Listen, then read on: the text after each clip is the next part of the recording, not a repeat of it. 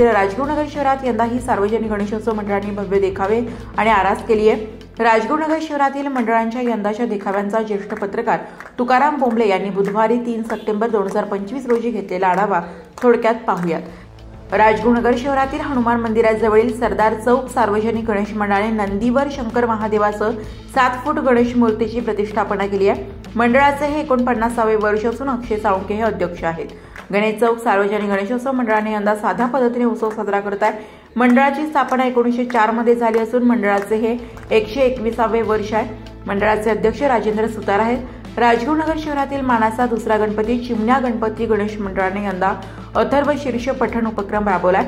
मंडळाची 1896 साली स्थापना झाली असून अध्यक्ष राजेंद्र खेडकर आहेत। तिनेवाडी रोडवरील संभाजी ग्रुप मित्र मंडळाने यंदा विद्युत रोषणाईसह आकर्षक मंदिरांच्या देखाव्याचे सादरीकरण केले आहे। सचिन उर्फ पप्पा बंडलकर यांनी मंडळाची स्थापना केलेली आहे। मंडळाचे अध्यक्ष माजी उपसरपंच अश्विन कुमार बंडलकर आहेत।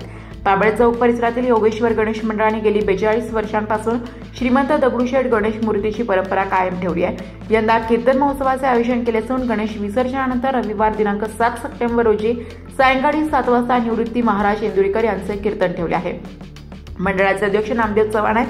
अण्णाभाऊ साठे नगर येथील योद्धा प्रतिष्ठान सार्वजनिक गणेश मंडळाने यंदा नंदीसह 10 फुटी गणेश मूर्तीची प्रतिष्ठापना केली आहे। मंडळाचे हे 11वे वर्ष आहे। अध्यक्ष मनोज फुलावरे आहेत। थिगळस्थ येथील एकविरा सार्वजनिक गणेश मंडळ यांनी दरवर्षीप्रमाणे यंदाही जिवंत देखाव्याची परंपरा कायम राखली आहे। माणुसकीचा साक्षात्कार हा 15 स्थानिक लहान मोठ्या कलाकारांनी जिवंत देखावा सादर केला असून येथे मोठी गर्दी होत आहे। मंडळाचे हे 31वे वर्ष असून अध्यक्ष धीरज थिगळे आहेत।